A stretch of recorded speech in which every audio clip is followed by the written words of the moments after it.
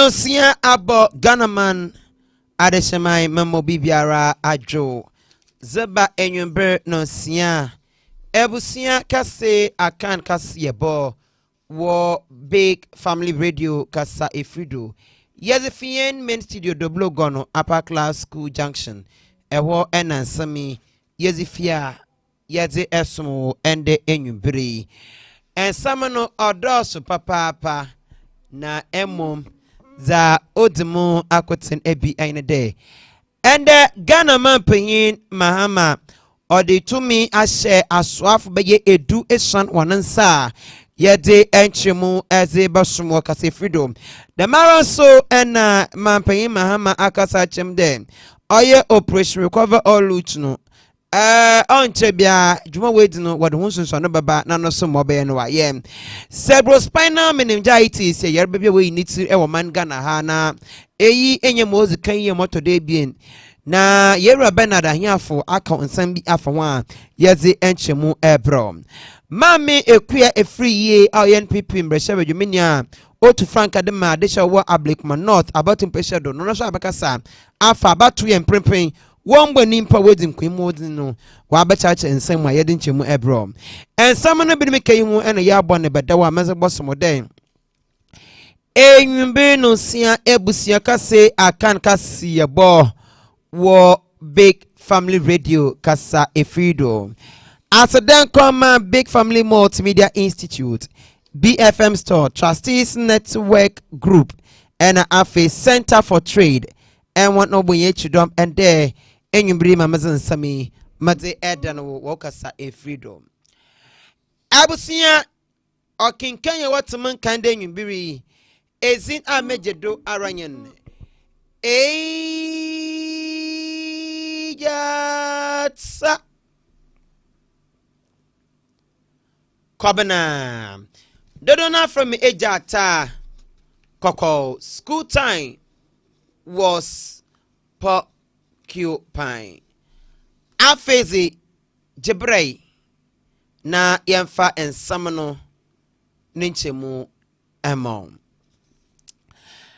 Ghana man panyin yera mahama ende ode oyetumi ahye na swafo beye edu esuan wonansa na da me aswafu edu esuan wode tumi ahye wonansa na nsanyada en wokro oye vet wokro abadwukufo nenyim okototo wonano ewo nzama wodro mu awe beye oswafu emmo man Ghana no na chede abadwukufo bototo wan na ekoyi nsem bia no man Ghana mbehye abadwomu fie na ewo ena mpanyinfu wokroi ampani ampa ena okatsna wode ya na wototo wan na nsem wala yiwane wotu nsem de manwa na esum hram wotu nsem manwa na esum hram wotu mo na esum hram na da me an tutu yare mu no ena na modo ama ntawanta we bi ma no modo ewo man Ghana embrehye badwomu fie yo omma no modo ewo oman Ghana embrehye badwomu fie ema no so no ho ensam ba manforeka ande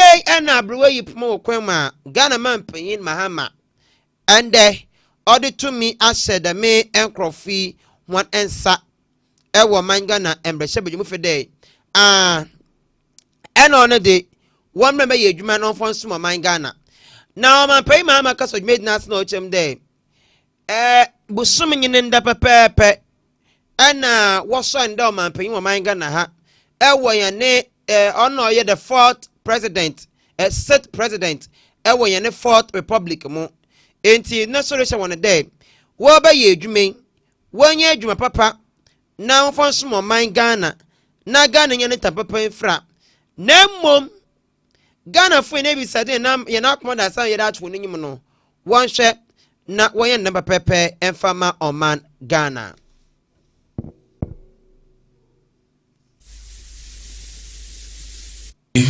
A month today, I took the oath to become the 6th president under the 4th Republic and the 12th head of state since independence.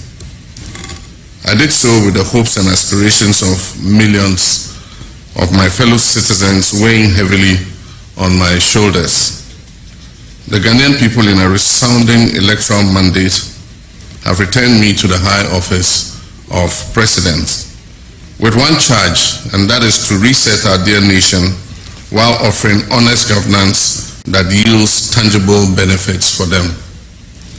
The urgency to reset our dear country is the reason why we have worked round the clock to constitute our government in record time so we can get things done quickly and efficiently.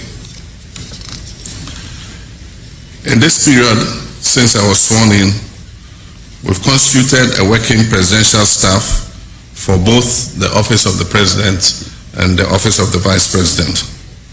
We've set in motion the processes for constitutional review by establishing a Constitution Review Committee. We've initiated work on the National Economic Dialogue with a planning committee already hard at work. We've announced the letter to prevent the incidence of corruption in the first place. And as I've already indicated many times, I'll be holding all my appointees in this government to the strictest standards of accountability to ensure that the mandate and resources entrusted to us by the people of Ghana go only into working for them and improving their standards of living. Let me take this opportunity to remind you all that in the coming days, as promised in our 120-day plan, I'll be outdooring a code of conduct and standards for all government officials to guide the conduct of all our appointees. This will leave you in no doubt about what you can do and what you cannot do while serving in public office. Abusia yatua and samno do na yade amo. Ghana man panyin Mahamas okupe mu na nentu abontu ma okupe mu ewo mfimfini mwanto mu ena wakasa na ruche mu den na wahwete den de ya no obodu na wachibi den de ya no ena oye operation recover all loot no wade wone report abren na osi odebam oyada ono so obohwe no dama won obaye nhwemu afa da mensam no ho na wade won sunsondo abam no bibia da no bobono mu bia no asotwe bia obia no obohwe na wodama de menyimpa no sande nimpa da sene the end no memu na nkadan na jada me de mbeye kata se dwumde kankan na pro e wo manga na house de bi na ore no rechem dem obibia da se wa ban no tido se wa ban na efido wo ye hwehwemu no ho bolmu a asotwe bia no wo so ebajudu wo to the people of Ghana. So even as we investigate those who have just left office and we carry out our operation retrieve all the loot, those oral, and we implement operation retrieve all the loot, those who are current office bearers should also know that they will be held to the same standard as we are holding the past regime. After all, they say, Aba yadebo techi, yadebo bang.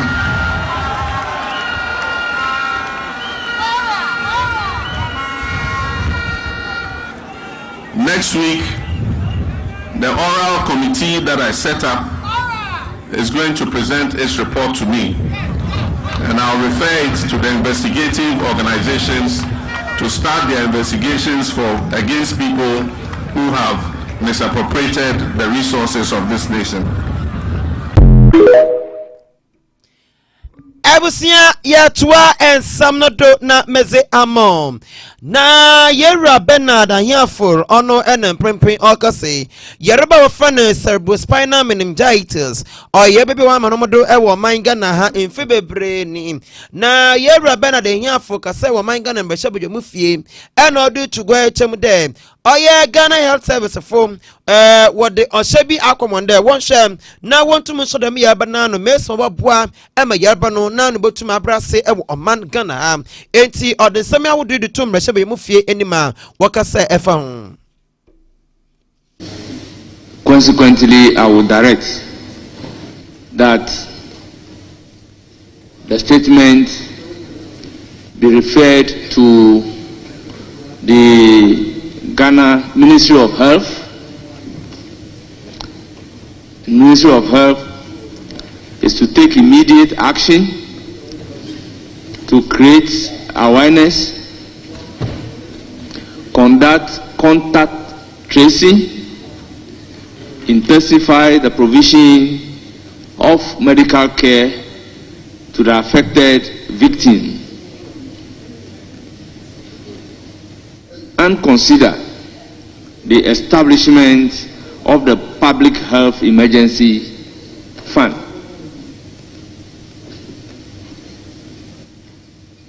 Honourable members, I so direct.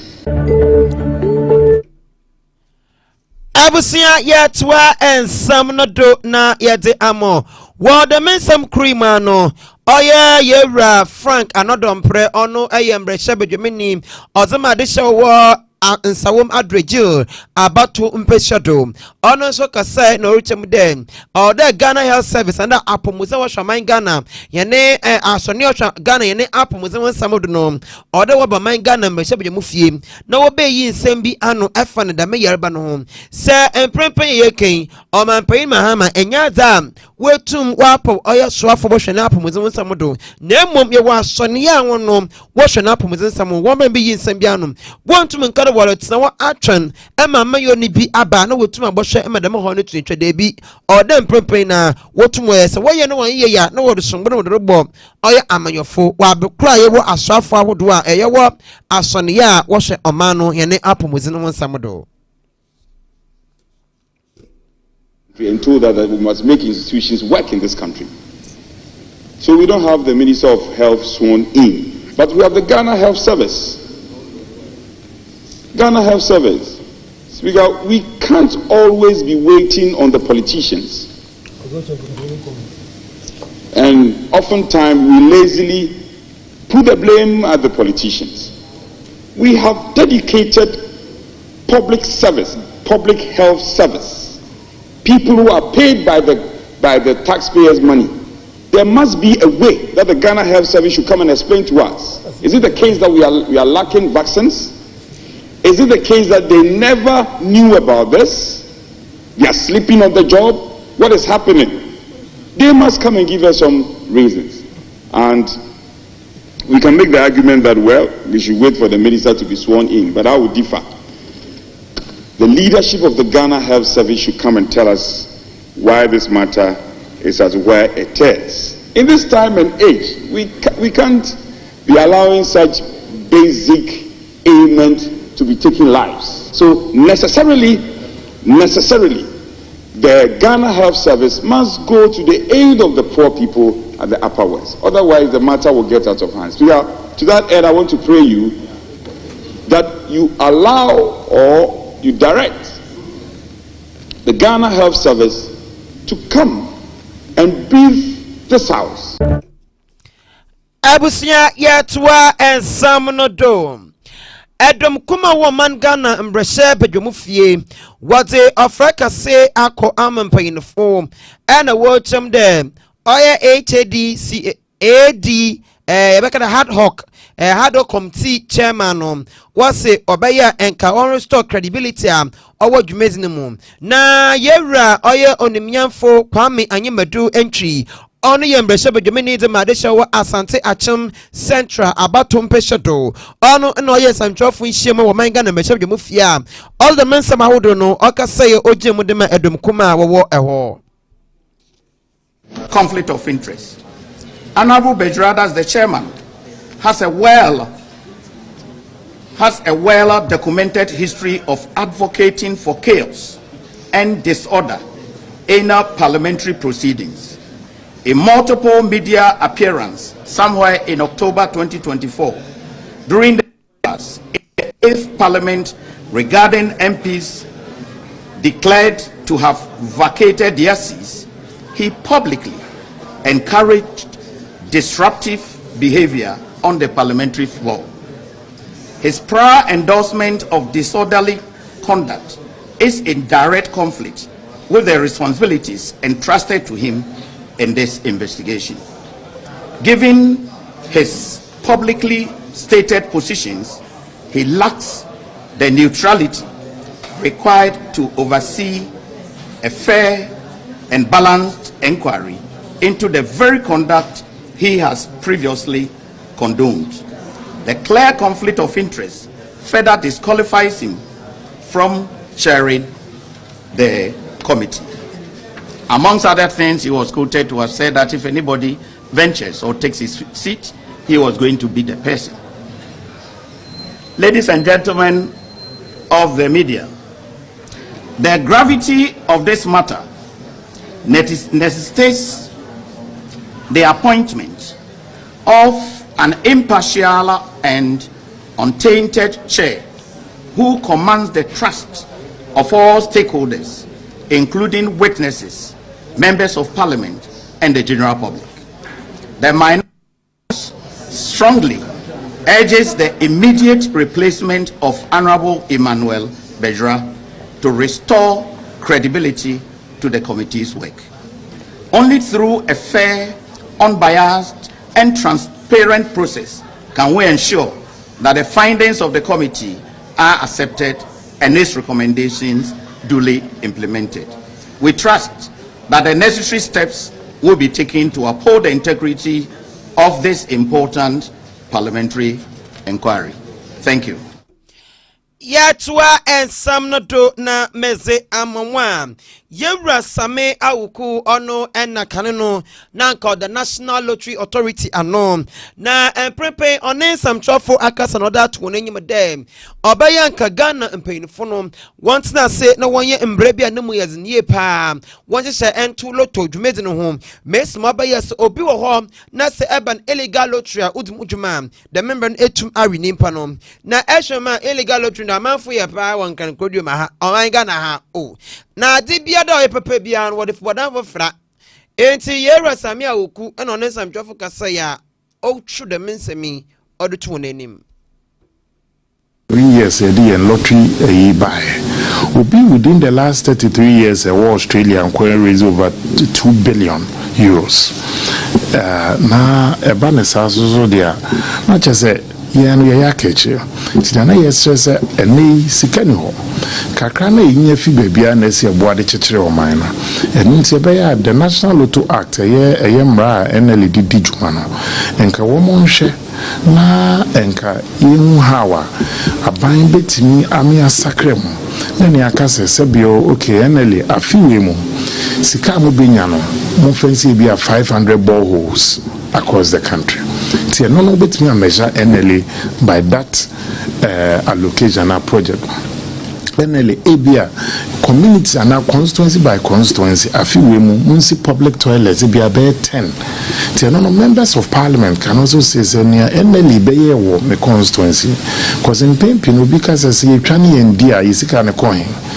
And all over the world, you know, very few people win lottery every day. One and year be winning case here. But Brano no organization they win. It's nipa na win here. No waiting on such as a goes to support public good and our good causes. And an America say NLA so far omuhunjim. Na ye more so to help fight illegal lottery. And NLA makes just about 300 million a year. But time the illegal operators make almost 600 million. Nti omon shaba nas amra na nchechire om e make more than the state own. Ti aban mo NLA for no na ye na no sadan sayem yetimi emwa na once we are clearing the illegal for no mo ye na legal no e say mo incentive bi a ebe ma na ya akono se odno de emra na da ho no de ye adwuma e na America say oh tax incentives na dey okay mo ma fa nipa up to this number mo dimra na so bi a say renewal license fee impoka no be to the following year. It means share some apply by the rules na case okay ya test one man and as we say it serves as an incentive. Yen free ewo na yanko Ablekuma North abato impesiado beye busumi ne nechi na oman Ghana yakwakwatu aba na wa beninti yabakala busumi ebieni na Ablekuma North ewo de ne de wa akoye twuma monche ewo na akoye konongo kaya esuyo ansuyo ewo motano ewo na wonchu won ho emobi mfa ono so nje mu emobi mfa dame na adna akoye ewo ho akwa Ablekuma North wonu man na chade ewa abato no mrehye bejemufo wande no odo wan sense wiemu adne ntum nsifom wa ira mesabiu adibio da sense wiemu atwetwetwa ombada na mami ekwe free ye oni NPP ni a ojemu de made shawo Ablekuma North abato mpeshado ena oye ewrama awubin ono so endis ni ojinem mwan NDC amayokunu ewa Blakema North ono suwedi nkunyim mami ekure fie so edi nkunyim sese woni mpo edi nkunyim na ende mami ekue efri ye one samchofa abakasa ena wa chache nienti a ohun dai enwon NPP amayokunu no wudi nkunyim ewo Blakema North abato mpesiado nukure no yenso ye de court ma court nso eye nhye say mon collect ni nyina because yen collect half enja half ampa court so sign share aban bo mpanifo IGP ni na pamfo say mon na mon koboa me yen collect na fashion dwe emra enum ni yedim ni ye be ye na nukure ni yen 281 no yekutemu about 90% original pin sheet ena yekutemu all the 281 nyina yekuta all of them pink sheet 100%. Ya region national ade copies ewo mo ho ti yekoko collect ni yewie wo mo yi ho mo pink sheet eba na yenso ye de ye scan copies no eno ni ye verify from number 1 to number 278. Ya scan copies.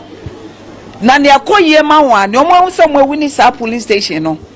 Omo se yanje ntum gidigidi na returning officer no wa frɛ PR no. Ana meboa PO no. Na wa be authenticate. O se ampa mi signature mbibia na yakɔ. Sisi aka 3 pink sheets. Interesting thing a woman said, sir, 3 pink sheets. You could have 2 originals, 1 scan copy. Almost me and sending you now. And this is for no, you win it 3 in answer. To what they come one. Sisi a menemoka say you lead with 349. And a 3 pink sheets, and so you're winning in now. Into what they come one, you win it with 414. I have always been consistent with my figures. A BNU may say, Yateso, ya say 414, pepe. What kind of no pay 414? What kind of rear 414? What kind of number 414? BBN West. Start 3 pink sheets, no. Dear one more etching, and they say, a arrow PO na your friend, no, or say I am handwriting. I am a signature in BBA. And I run be son is na rejected ballot. No, so I know Jamenkai. Na me Tramonka Samako about way in Century 4. In Century 4. About to Amako, a young Mudri rejected ballot to him.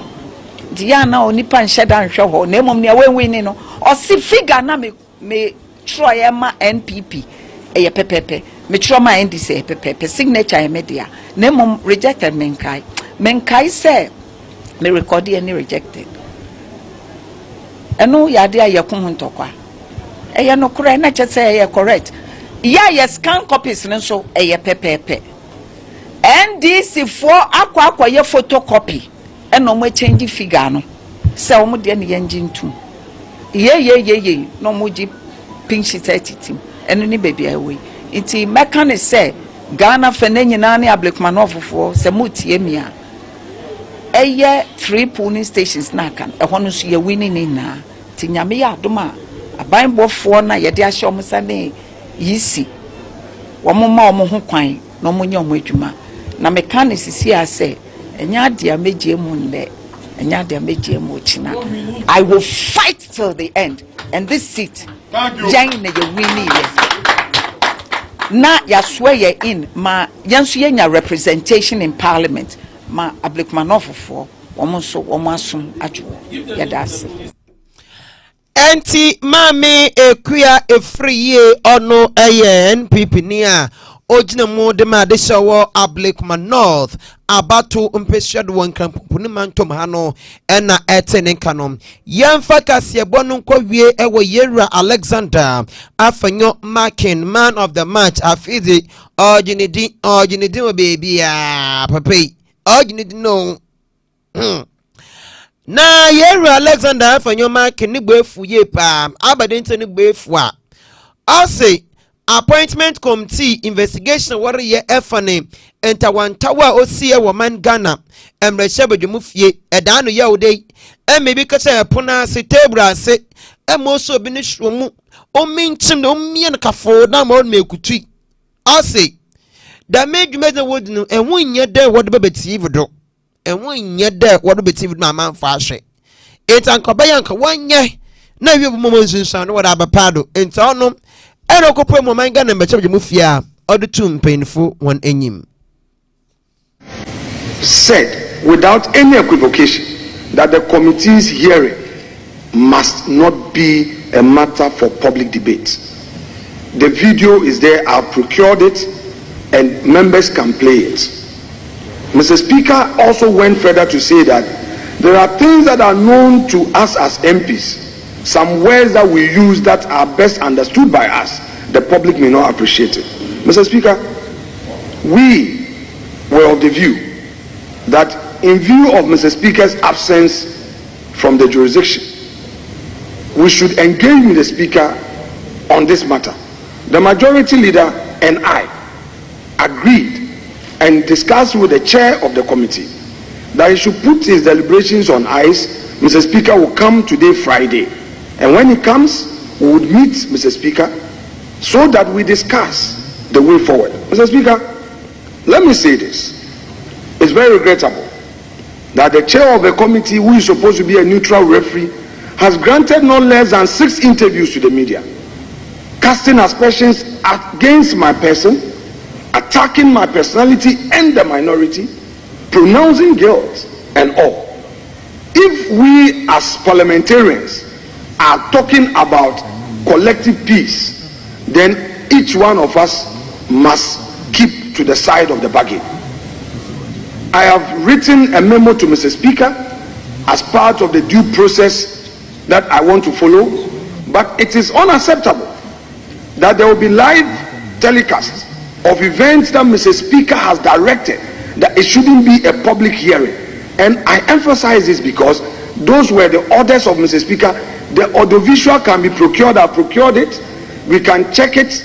That is exactly what Mr. Speaker says. So I don't understand why there is this public hearing where witnesses are being invited. People are saying all manner of things. I've restrained my side because I want to respect Mr. Speaker. But Mr. Speaker, I want the public to know that what is happening by the chair of the committee is being done in bad faith. That is not how a neutral referee is supposed to behave. Enough of the insults, the attacks, the aspersions, and the castigation. When we don't even know the outcome. He was on radio saying that the minority is guilty.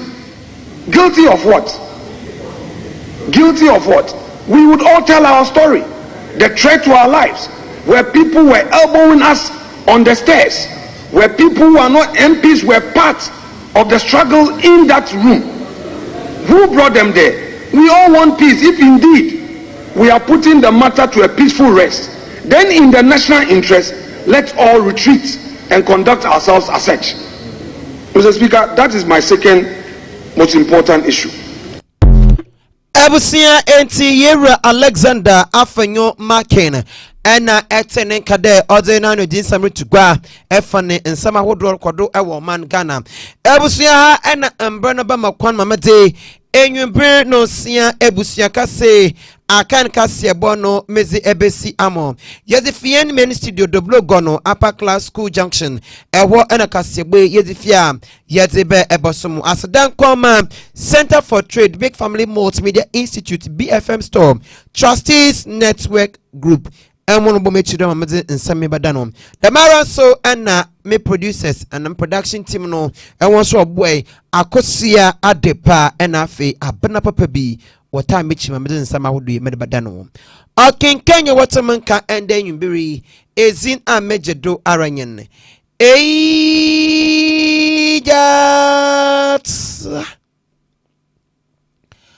Kobana. Don't know for media attack school time was porcupine. Memo when na mo any tea and sha adeshe makrawan.